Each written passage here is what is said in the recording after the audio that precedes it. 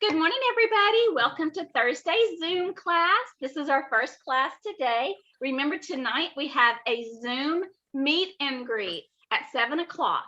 This is so we can meet the students that work during the day who can't get on Zooms with us during the day. And so we'll have an opportunity to kind of get to know the ones who can get on at night. I'm not going to actually do a regular lesson or lecture tonight because I want to know from everybody what you would like to see in that evening Zoom. Do you want me just to repeat what I did during the day? If I'm making a recording during the day, you know, maybe that's not what we need to be doing in the evenings. Maybe we need to do something more specialized. So we'll just kind of be talking about that and just, I expect a good time. I'm not going to be recording it to put up at a later time or anything like that. It's just exactly what I said. A meet and greet and some expectations are what you might like to see in that evening Zoom call that we're going to have every Thursday evening at 7. So that's announcement number 1. Announcement number 2 is your wonderful instructor guide off a day in our modules. So I have that our module ends next Thursday, but it actually ends next Friday. So on next Thursday, you're going to see day 20 of 20. But Friday is actually our last day. So it's going to say day 21 of 20. So because I'm adding a day, that way I don't have to go back and change everything. And so what we're going to be expecting, or what you will see in that day, it's going to be a project day. So that's what's going to happen next Friday. And then we'll be moving into module 157 the next Monday. But anyway, we'll talk about that when we get closer. So the first thing that we have on our agenda for class today is we're actually going to do our NCCT prep packet for EHR, which stands for what? Electronic health record. Okay, does anybody remember the difference between EMR and EHR? Electronic medical record. Right, but what's the difference? They can be used interchangeably, but there's a difference. One can go with you to different offices and one stays in the office. Okay, but which one goes all the way across the medical? The health record. The health record. The medical record is generally just for that one facility. Good job. So why is that important? It is important. So you guys remember that. I don't know if you remember, I said a couple of Zooms back that you needed to know what encoder was. Does anybody remember what the encoder is? Well, you're fixing to find out because a lot of our NCCT review for EHR has to do with encoder. So let's go ahead and share the screen, and we're going to do that.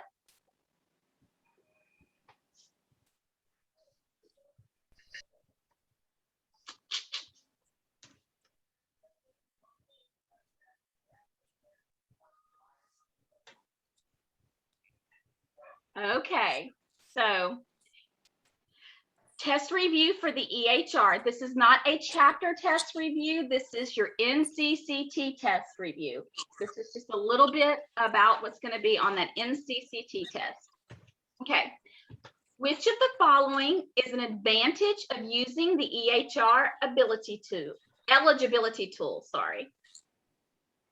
It auto-populates patient demographics. It replaces insurance authorization.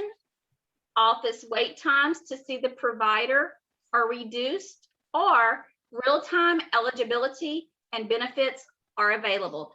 If you have a piece of paper, just write your answer down, and then I'll give everybody a second to decide. And then the next slide will be the answer, and it will be the reason why it's the answer.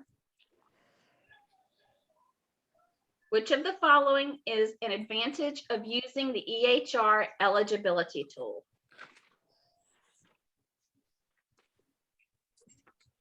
Real-time eligibility and benefits are available.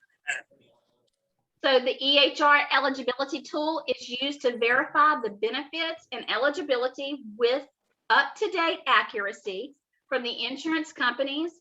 It will not replace the necessity to call or fax for the insurance authorization for treatment. How many of you got that right?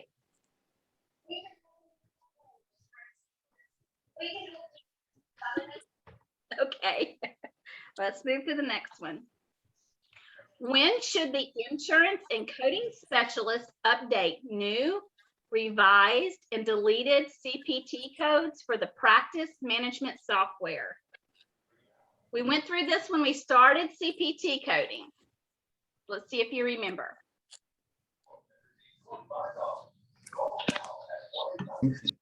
I can hear somebody's TV in the background. Please make sure you're muted.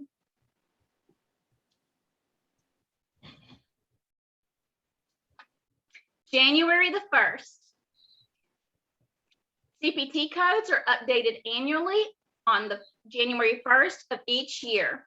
This is when the CPT code should be updated in the practice management software. A lot of times the office manager does this, guys, but just so you know. The ICD-10-CM coding databases should be reviewed and updated by the insurance and coding specialist yearly by, we haven't gone through this, but I just kept this in. It's gonna be October the 1st. The ICD-10 manual is updated annually on October the 1st.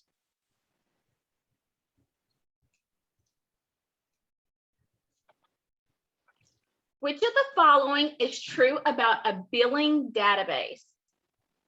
It can be used to submit claims. It can be used to post payments. It can be used to make a fee schedule. It can be used to pay the utilities. Well, I think we can take D completely out of there because that's just silly. So let's talk about billing, or think about billing. When you bill someone, you get what? They're supposed to pay you money, right? It can be used to post payments. A billing database is used to keep track of patients' billing information and payments. 5, which of the following is an auditing tool that prompts the insurance and coding specialist with a series of specific questions or choices leading to a final diagnosis?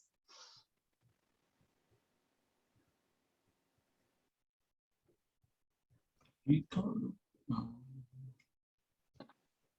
encoder. So what is an encoder?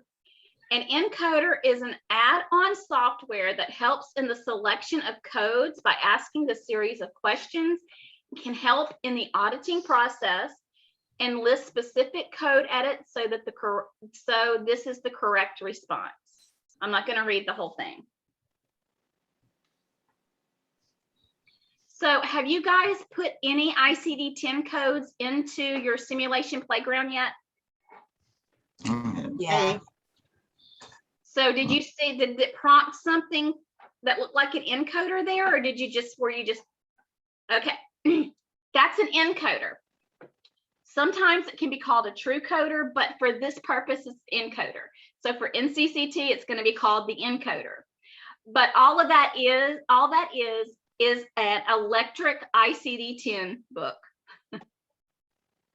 So some facilities have them, some facilities do not. It just depends. But all that is an electronic ICD-10 book. Okay, so let's keep going.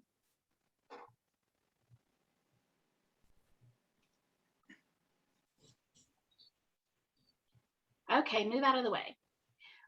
When using an encoder system, the system will A, choose the correct diagnosis codes according to the CPT codes, abstract information from a scanned document, show additional levels of the ICD-10 specificity, are confirmed that the physician's documentation is correct. So let's think about this. So the encoder system, which is just like an electric ICD-10 book. So confirm that the physician's documentation is correct. No, it does not have that function. So we can take D out of there. Abstract information from a scanned document. It does not have that capacity either. So let's choose between A and B. I mean, A and C, sorry, between A and C. I'm gonna say C. Let's see. Yeah, see. It is C. It shows additional levels of the ICD-10 specificity. The encoder lists all additional characters for accurate codes. Only the qualified personnel can choose the correct CPT codes along with abstract information from documents for coding purposes. The encoder cannot read and verify the information for correctness.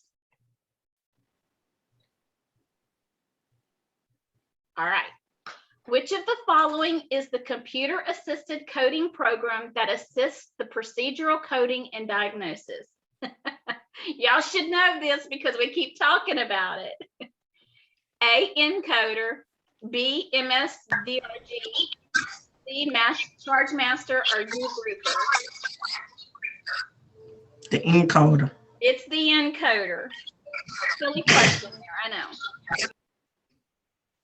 Which of the following computer software is used to assign a code to represent data in an outpatient's medical record?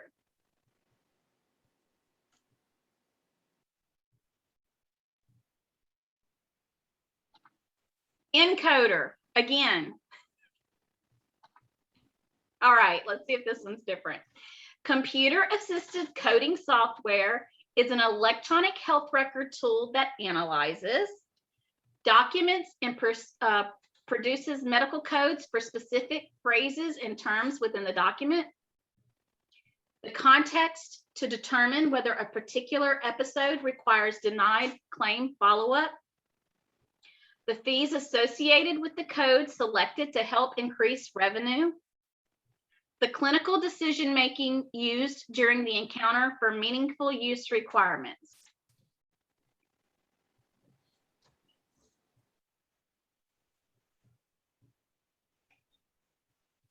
Documents and produces medical codes for specific phrases and terms within the document. Computer-assisted coding software is a tool used in the electronic health record that analyzes documents and procedures and extracts specific phrases and words and translates them into medical codes.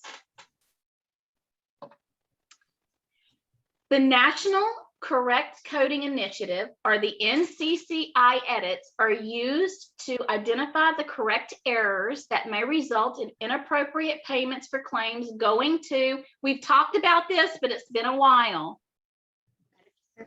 A. A, Medicare, B, TRICARE, C, Medicaid, or D, CHAMPVA.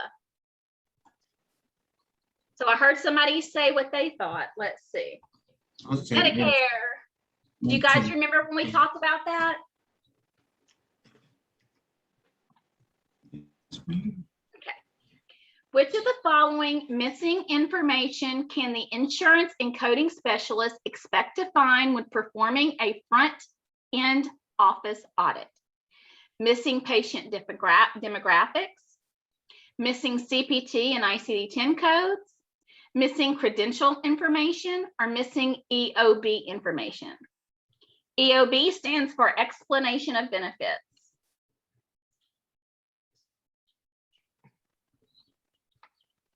Missing patient demographics. A front-end office audit verifies that all patient information is correct. This is the information provided by the patient prior to treatment. CPT, ICD credentials, and EOB information would all be on the back-end audits.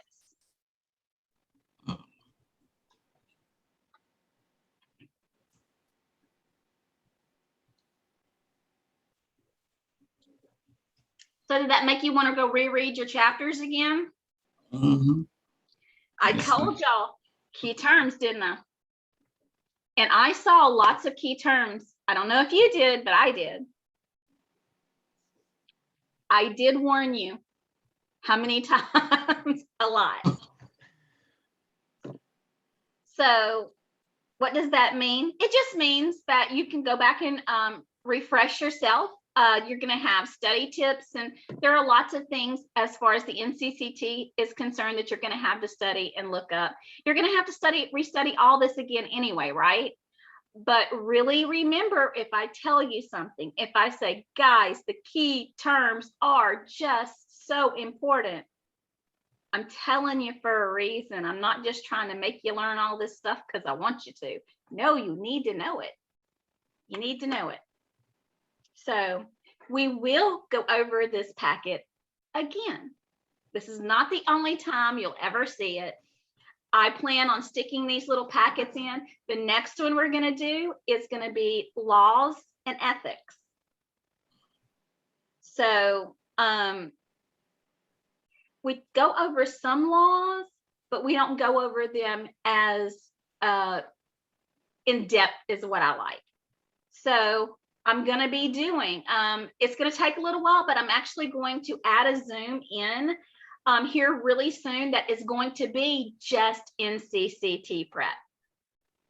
So we're going to go over these things over and over and over again. I want to do a medical insurance class that's just medical insurance because it's a huge part of your test and I don't feel like we cover enough of it. So I'm still working on that, but those are things that I'm working on, myself, but we are going to be going over this because I'm telling you, when it comes time to take this NCCT prep class, take this test, I want you guys walking in there like, I got this, not an issue. I don't even think you walk anywhere now. I think you can take it online now. So don't feel like Lacey's got her hand on her head. Oh my, no, I'm just picking at you. Don't feel overwhelmed by it. Remember, this is the first time that we've gone over it. So now you kind of see the way the questions are going to be asked. And did you see how I went through and said, oh, D doesn't even make sense. Oh, A and D doesn't make sense. That's how you are going to take this test. You're going to start weeding out the things that you know that's not the answer. So it leaves you with the things that you do think. Usually it's 50-50. We did some of the coding in CCT practice. We did some CPT, and remember I told you a lot of times if there's like modifiers, I look at my modifiers first. I refer to the front of the CPT manual and look to see which modifier actually would match the scenario, and then I just use that. I do process of elimination, and so we'll be practicing process of elimination every term that we do one of these. So just know that there is more review coming. There is more prep coming. It's just going to happen a little bit at a time. Okay, so now to our fun little YouTube video on how to handle a chatty caller in a medical office.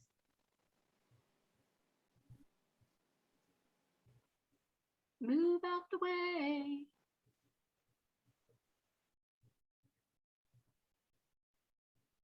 It was really old and they restored it all. It was just fabulous the way they had all the little bits and pieces. What do you do with a talkative caller? Hang up and pretend it was an accident? And the coffee's so good because I know they have some kind of frothy thing on there that's fabulous. And we Pretend to listen and do something else and it was instead. very inexpensive, except when you got to the really big cities where it was much more expensive. But then I guess you come to expect that in big cities. And the weather was wonderful, except about Talk over them and beat them at their own game? Yes, that's great, Mrs. Burke. Okay, gotta go. Bye-bye. Or just go with the flow? That sounds fascinating. Yeah, I wish I could have been there. Uh-huh. Oh, really? Uh-huh. Well, I've never had a schnitzel. This is where you must balance polite and professional. Begin by using the caller's name to get their attention. Mrs. Burke? Mrs. Burke? This will give you the opening you need. I certainly enjoyed talking with you today, but I'm afraid I need to go now so that I can help these other patients. We'll see you on the 17th at 9 a.m. Thank you so much for calling Dr. Waite's office. Have a great day. Goodbye. Balance polite and professional to close the conversation. This educational tool is designed to help you and the members of your practice with all aspects of telephone training. From the main menu, simply choose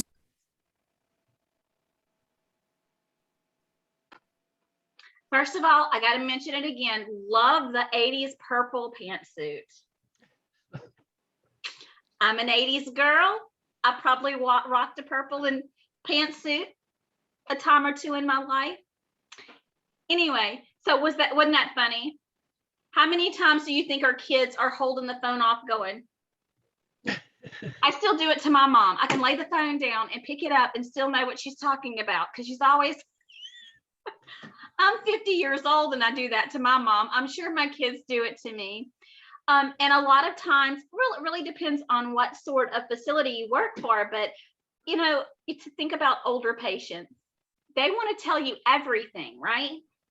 And you can't be like, look, Mr. Jones, I do not have time to talk to you. I have other things. You can't do that because what? That's not customer service. Patient service.